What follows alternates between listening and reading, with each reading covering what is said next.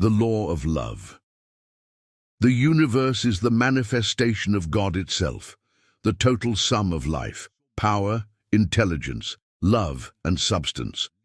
Love is the binding force of the universe. It is the glue that holds everything in perfect harmony. This law is a central theme in the teachings of the Masters. It forms the binding force of the universe and is closely connected to creation, consciousness, harmony, and unity. What is the law of love? In the book, love is not seen as an emotion or merely human feeling, but as a cosmic, intelligent force that permeates the entire universe. The Masters call love the fundamental law of existence. Love is the integrating, binding force of the universe. All lives, moves, and has its being in this one force, the law of love. The function of love in the universe. 1. Love is the cohesion that holds everything together. Just as gravity holds mass together, love holds consciousness, energy, and form together. Everything, from atoms to galaxies, harmonizes thanks to this force.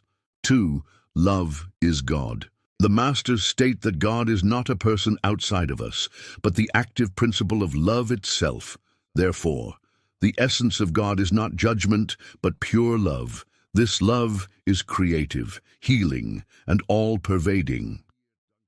3. Love destroys disharmony. Anything not aligned with love, like hate, jealousy, fear, or division, cannot withstand its presence. Love dissolves all disharmony, just like light makes darkness disappear. What does this mean for humanity? According to the Masters, man is an expression of universal love, created in the image of divine consciousness. Therefore, when you love, you live in harmony with the universal law. When you hate, judge, or feed fear, you attract disharmony. Love reconnects you with your true self, your divine core, the relationship between love, thought, and creation. In Volume 3 and 4, Spalding explains that thoughts empowered by love have the ability to create. Why? Thoughts are neutral. Love is the magnetic field that makes thoughts come alive. What you think in love manifests in harmony. What you think in fear manifests in chaos. That is why the Masters teach that true creation is only possible when love is the motive. Love as reciprocal law.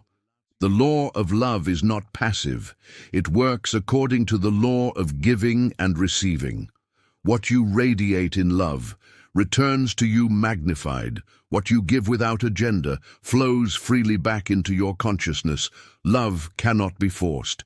It is given. That is why the Masters say, when you even love your enemies, you elevate your own state of consciousness, and you lift their burden as well.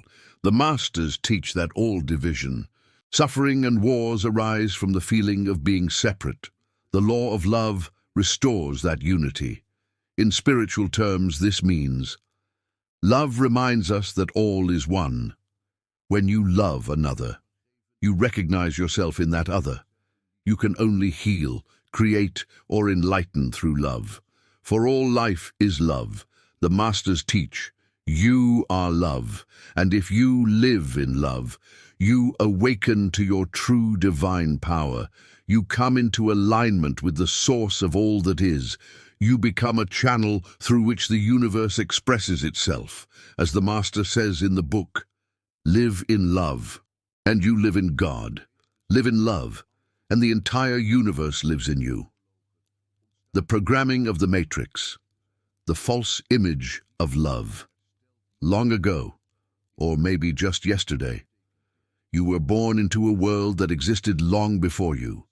That world gave you rules, invisible rules, the matrix of humanity, and it said, you are only worthy of love if you behave well. You must be attractive to deserve love. Love is romance, lust, and possession. Take good care of others, then they will love you.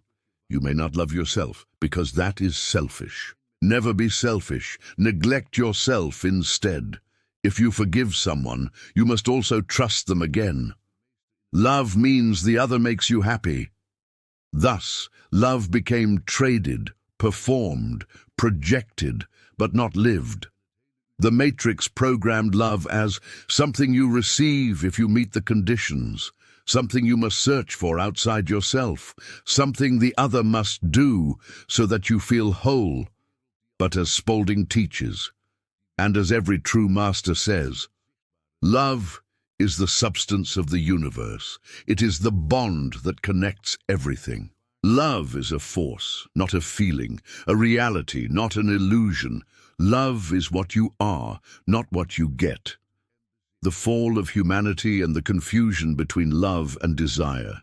Humanity confused love with lust, physical craving, sympathy, feeling good with someone, romance, the story of being together, controlling and possessing, you are mine, helping from guilt, conflict avoidance. If I stay kind, there won't be a fight. But none of these are love. They are survival mechanisms of the ego in a world afraid of rejection.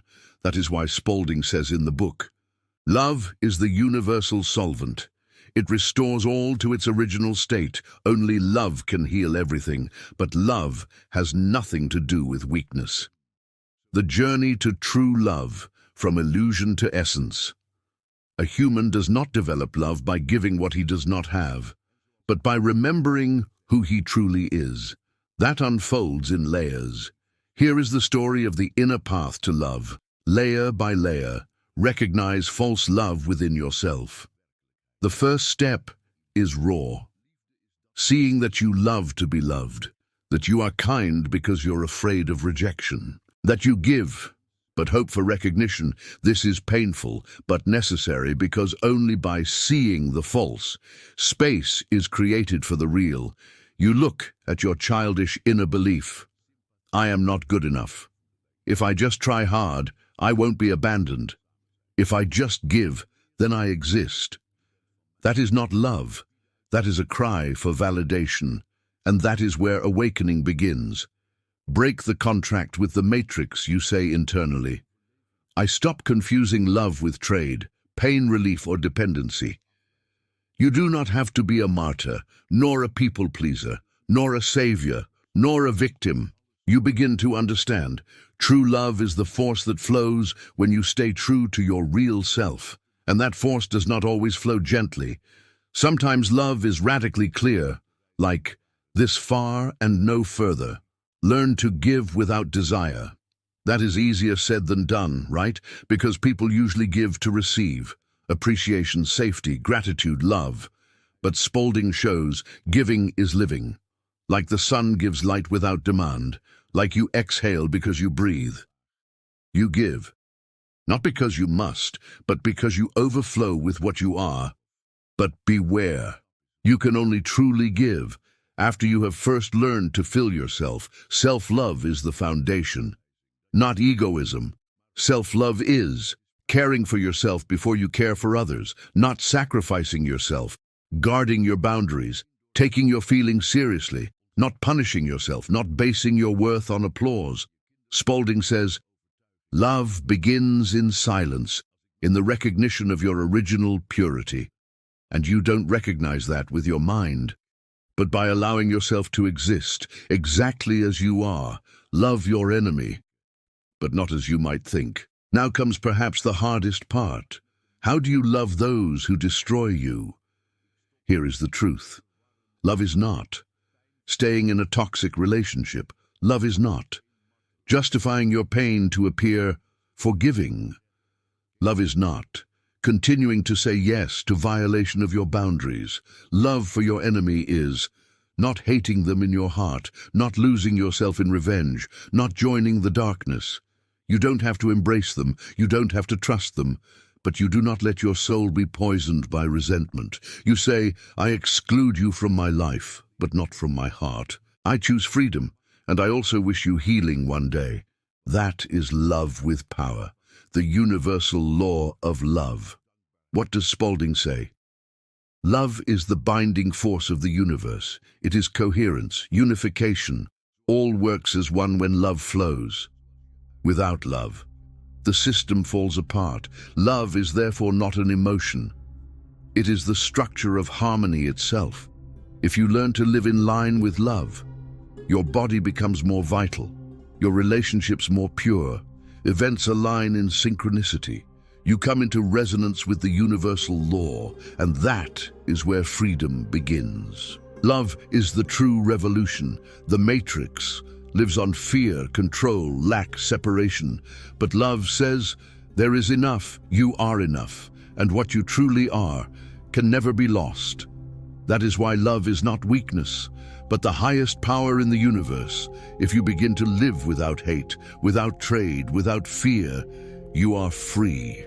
And no one can imprison you again. Not a system, not a person, not your past. Only love makes you truly master.